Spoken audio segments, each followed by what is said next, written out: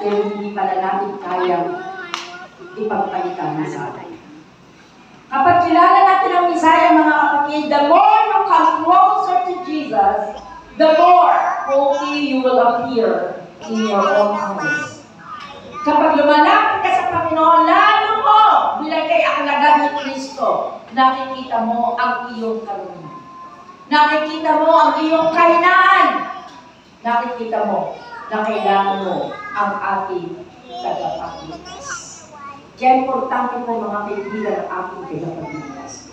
I need 7 volunteers here, 1 man and 6 women. Please, volunteer to please come over. Please. Lahat na magaganda, lahat na magaganda ka tayo dito. Sige na. Tayo na, lahat na magaganda. 1, 2, isang lalaki kailangan ko. At isang guwapo. Yan. Sige, 1.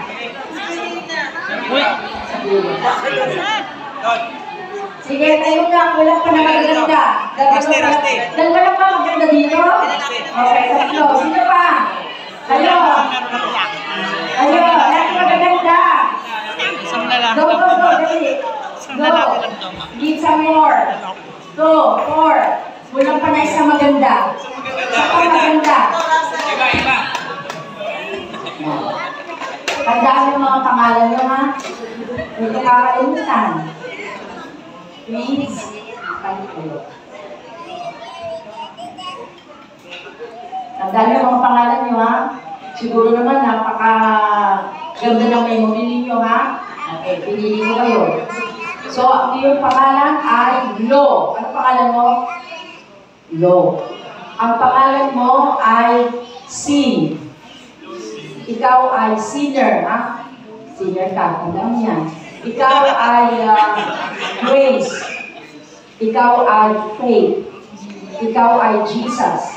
Tandaan yan, ha? Ikaw ay Heaven. Okay, tandaan mo yan, ha?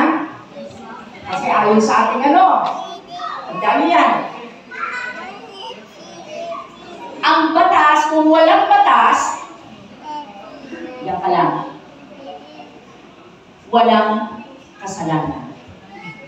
Dahil walang kasalanan, walang makasalanan. Tama.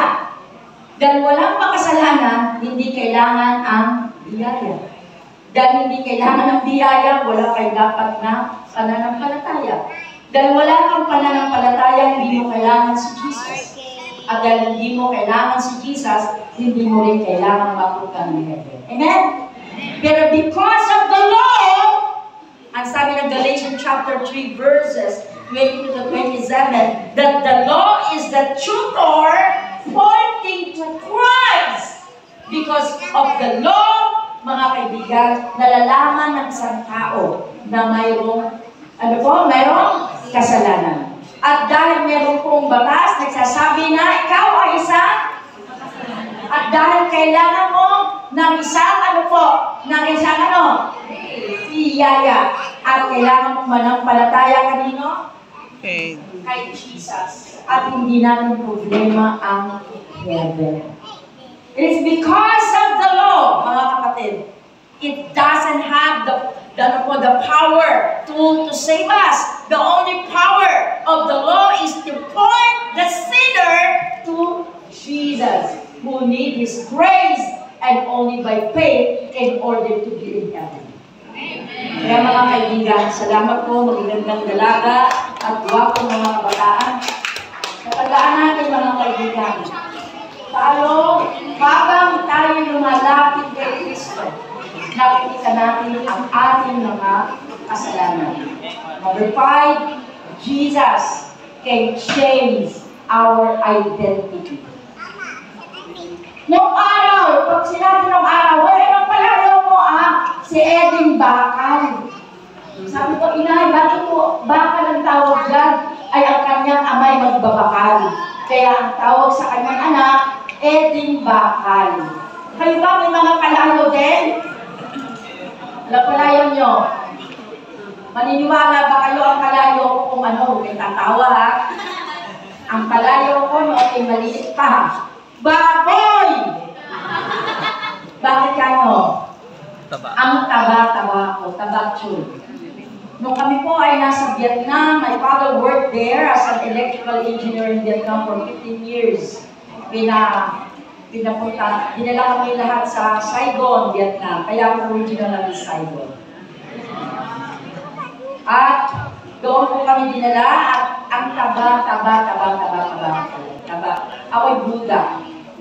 Ang tawag sa akin ay baboy. No? Pero hindi na ngayon. No? Alam niyo mga kaibigan, napakabuti ang Diyos. Bakit? God can change our identity. Amen? Ang identity natin noong araw, hindi pa natin kilala si Jesus. Napakasama niya. Napakamakasalanan. Mainggitin, chismoso, mapagpataas, maramot. Pero ano po sabi ng Bible? Come on, read your Bible. Come on, open your Bible. John chapter 1, verse 12. Ano sabi ron? To those who believe in the Lord Jesus, God will give you what? Anong ang tawag sa iyo? Binigyan ka ng karapatang maging anak nino ng Panginoon. Yung maging anak ng Diyos. Mga kapatid, ang isa sa napakagandang gift sa atin ng Panginoon. Anong gusto mo? Anak ni Eding Bacalog, sabihin sa'yo, anak yan ng Diyos. Anong gusto nyo? God can change our identity. Kayang baguhin ng Diyos. Alam niyo po, ako ay pastor. Ako po ay merong inaalagang institusyon. Ang institusyon na ito ay naroon wala sa internet to. Lihim lang itong institusyon. Lahat ng mga batang, kabataang ni-rape. Inaalagaan ko to, no? Every month, napunta ako roon sa Cebu at ako may trabaho. At doon, may 37 na bata na inaalagaan kami. At ang pinakabata na na-rape doon ay 5 years old. Natakbuan namin na ang bata ay duguan. At ang pinakamasakit sa lahat, ang culprit ng 37 na bata. Father, yung kanila pong stepfather, may tatay, may lolo, may pinsa, may kapatid, may kamag-anak, may nakikituluyan lang. Sa lahat ng interview namin, elder, 37 na bata at kabataan. Kaya pag ako nag-birthday, doon po ako. Hindi ako nagpapakain kung kanino. Sabi ko, alam, marami na yung mga pagkain, itong mga to. Pag December lahat, hanggang po ako every month. Alam niyo mga kapatid, sila ba yung nag-aaral, malapit doon sa institution ng isang school, pero inihahatid po sila. Kasi nga po yung traumatic experience na meron sila. Pero alam niyo, nung nakilala nila si Kristo, ang identity nila na sila ay ang buwan nila ay wasak, ang kinabukasan nila sa isip nila ay wasak, at apat na kabataan doon, 14 years old to 15 years old, ay naglalaslas na po mga kaibigan. Pero sila ay na-save ng Panginoon sapagkat na iba ang identity.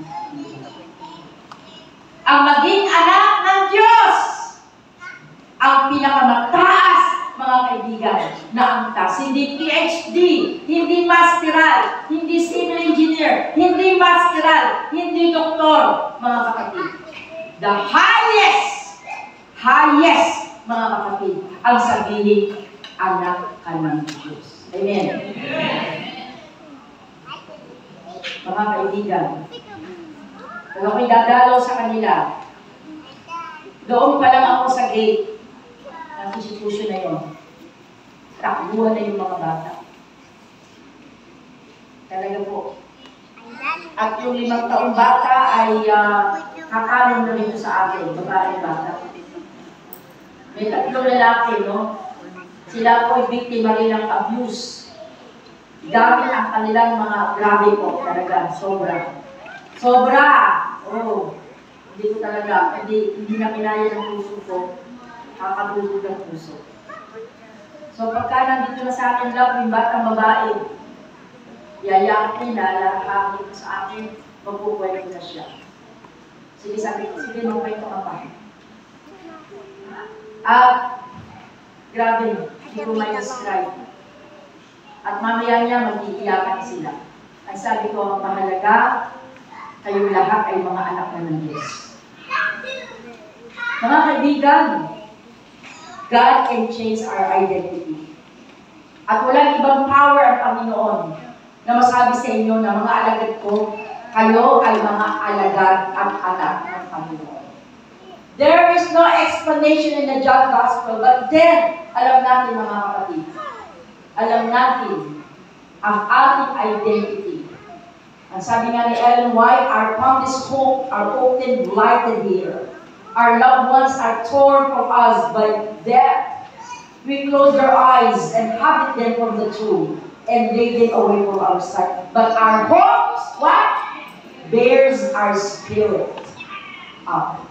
Alam natin mga kapatid, ang tanging natin pag-asa ay ang ating Panginoon. Kaya po ang sabi ng DSWD, sa dami po ng tinutulungan din ng DSWD, ang pinaka-behave ng mga bata ay natakbuhan nila doon sa lugar ng institusyon nila. Pag gusto niyo pong tumulong doon, pumunta kayo doon, I can make a schedule so that you might see by your own eyes and witness those children that had a lot of traumatic experiences in their lives, and yet because of the grace of Jesus, they were able to make it. Sila'y nakakatayo na dahil po sa biyaya ng Panginoon. Number 6, Jesus, the life-changing mentor. Kapag kapoy kayo isang disciple ni Jesus, si Pastor, may mini-mentor yan.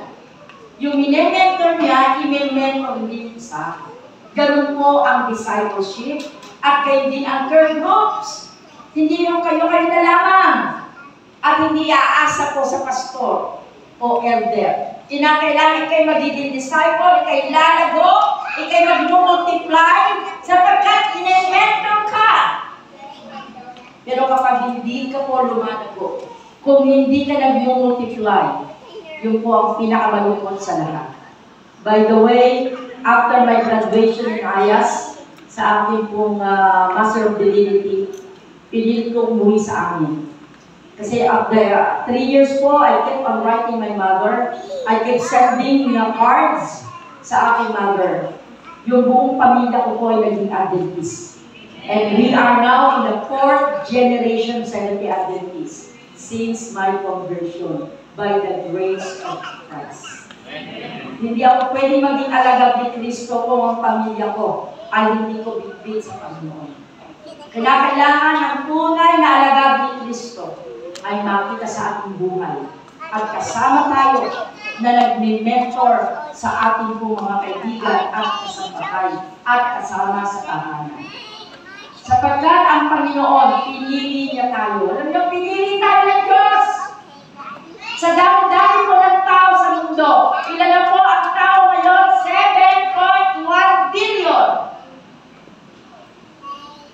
And out of 7.1 billion, pinili ka, pinili ako, pinili kayo ng Panginoon.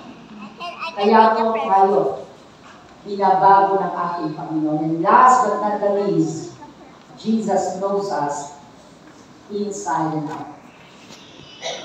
Meron bang lihim tayo na hindi alam ng Diyos?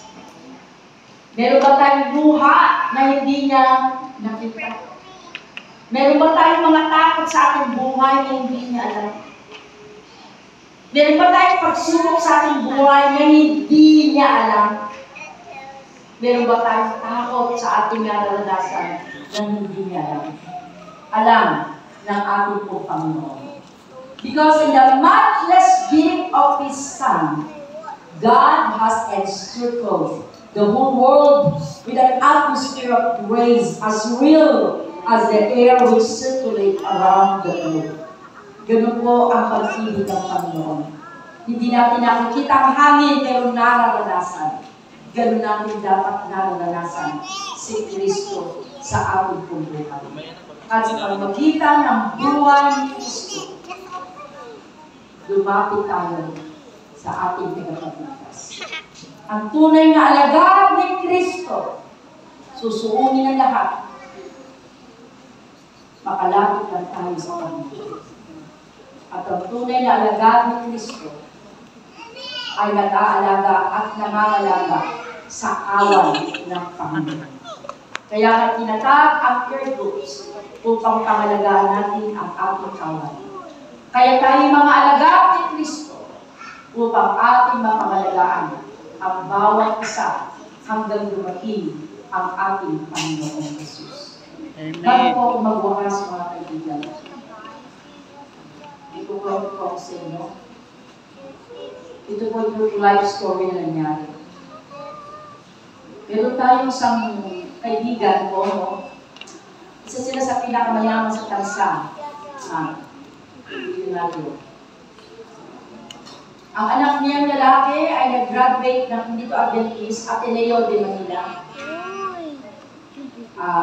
Bachelor of Chemical Engineering, summa cum laude.